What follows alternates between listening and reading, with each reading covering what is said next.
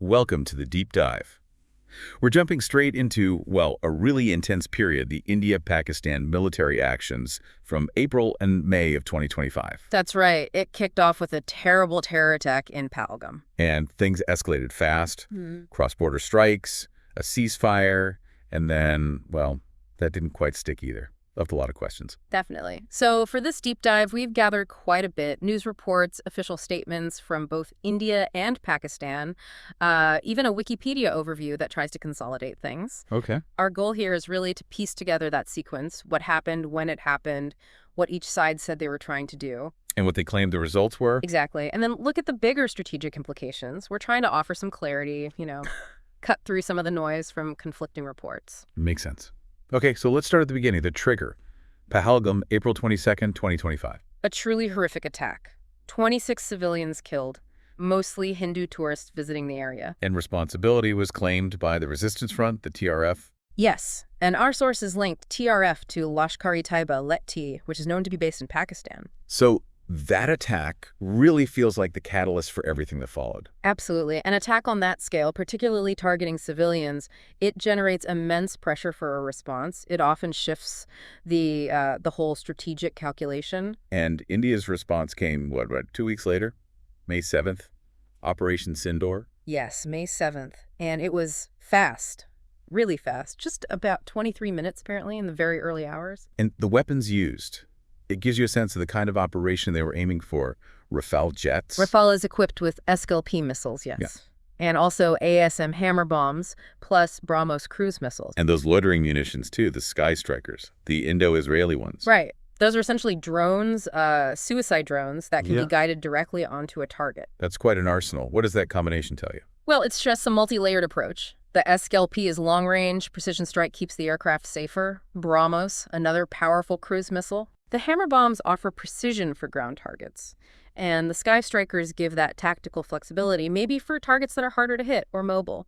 It points towards a very deliberate, technologically advanced operation. A capability demonstration, perhaps? Definitely seems like it. Using these advanced long-range systems really signals a potential shift.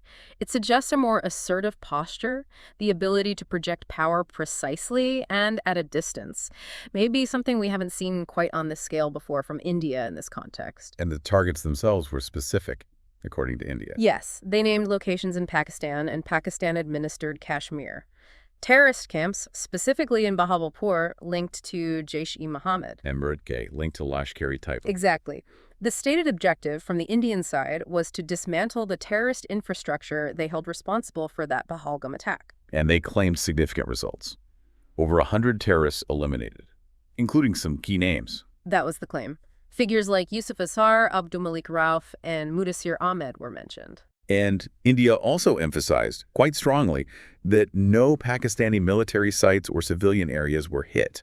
A very important point they made. It frames the operation as purely counterterrorism, possibly trying to limit the potential for escalation or wider conflict. Precision was the key message. Of course, how credible those claims are internationally or how they can be verified, that's always tough in these situations. Extremely difficult. Independent verification is a huge challenge. There was also the name itself, Operation Sindoor. What's the significance there? Ah, yes, the name. Our sources suggest it was chosen to honor the widows of the victims from the Pahalgam attack. Sindoor is the vermilion mark worn by married Hindu women. So it carries a heavy symbolic weight, representing India's resolve, perhaps. Precisely. It adds this emotional symbolic layer. It's not just presented as a military strike, but as a direct, almost righteous response to a tragedy. That kind of messaging can be very powerful, especially domestically. How it's perceived internationally, though, that might be different. Could be. Symbols can be interpreted in many ways. Okay, so India strikes on May 7th. Pakistan's response wasn't far behind, May 8th. The very next day, reports indicated drone and missile strikes targeting Indian cities.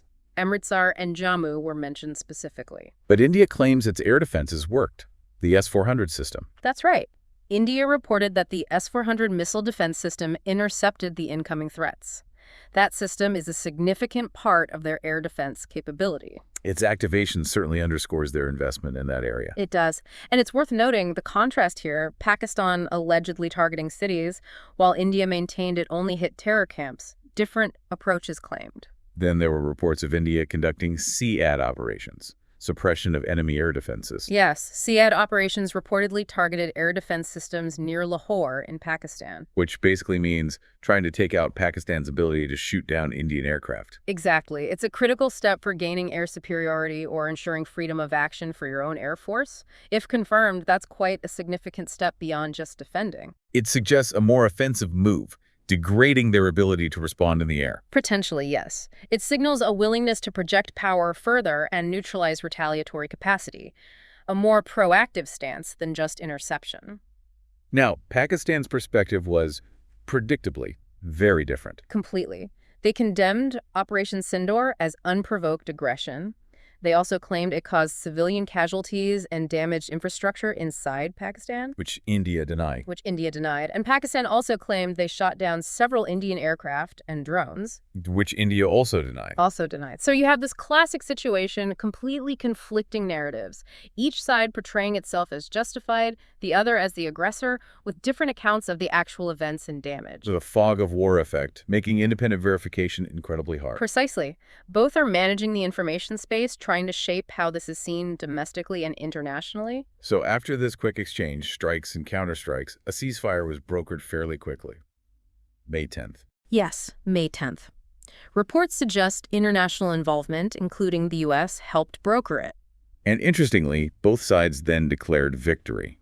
That's quite typical, isn't it? A rapid ceasefire suggests maybe neither side wanted things to spiral further out of control. International pressure likely played a role. And claiming victory allows both governments to present a positive outcome to their people. Right. It seemed like a moment of de-escalation, at least on the surface. But it didn't last. Not at all. The ink was barely dry, metaphorically speaking. Reports of a violation came within hours. What kind of violation? A drone was reportedly sighted near the line of control, the Lost Sea, in the Poonch sector of Jammu and Kashmir. And there were other reports too. Blackouts. Yes, reports of blackouts emerged from Barmer, which is in Rajasthan, near the border. Unsettling signs so soon after an agreement. It really highlights the fragility, doesn't it? That a ceasefire can be agreed upon and then almost immediately undermined. Absolutely. It speaks volumes about the deep-seated mistrust. That drone sighting. Could it be non-state actors? Or a deliberate test? We don't know for sure. And the blackouts add another layer of uncertainty. Heightened alerts. More activity. It keeps tensions high, certainly. It reinforces the idea that the underlying conflict is far from resolved. So let's zoom out a bit. Strategically, how is India viewing Operation Sindoor? What's the takeaway from their perspective? From the Indian perspective, this seems to be presented as a significant shift.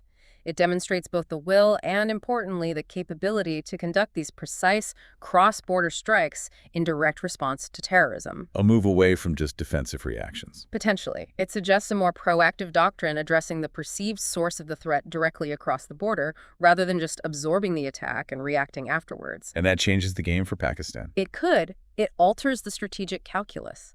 Pakistan now has to factor in the possibility of such preemptive or punitive strikes as a credible response from India. It introduces a new dynamic. Okay, so let's quickly recap the sequence we've unpacked. We started with the Pahalgam terror attack, the trigger. Followed by India's Operation Sindoor Rapid, using advanced weapons, targeting specific camps according to India. Then Pakistan's retaliation, reportedly targeting cities, met by Indian air defenses and maybe those Indian sea aid operations. Then a quick ceasefire, brokered internationally, with both sides claiming success. And almost immediately, that ceasefire was violated. A drone sighting, blackouts, a rapid cycle of escalation and attempted de-escalation. Leaves you with a real sense of instability despite the ceasefire. Definitely. And throughout, we have these differing narratives. India's counter-terror focus versus Pakistan's claims of aggression, both declaring victory, yet the immediate violation shows the core issues. They're still right there. It does make you think about these short, sharp operations. Are they truly decisive? Or do they just pause the conflict briefly, especially when a ceasefire breaks down almost instantly? It really underscores how delicate the balance is in the region. So maybe the final thought for you, the listener, is this. Given how quickly things moved, attack, response, counter-response, ceasefire, violation, all in a matter of weeks, culminating in that immediate ceasefire breach. So the quick escalation, the equally quick de-escalation, and then that immediate breach, it leaves us with a question for you listening. What do you think the long-term impact of this kind of volatile cycle is on the region's stability? And maybe more pointedly, what does that almost instantaneous violation of a ceasefire tell us about the real challenges, the deep-seated mistrust that makes lasting peace so incredibly difficult to achieve in this context, especially as counterterrorism strategies continue to evolve? It's a sobering thought. Definitely something to reflect on, considering the complexities and the history involved. Yeah. Thanks for joining us for this focused deep dive.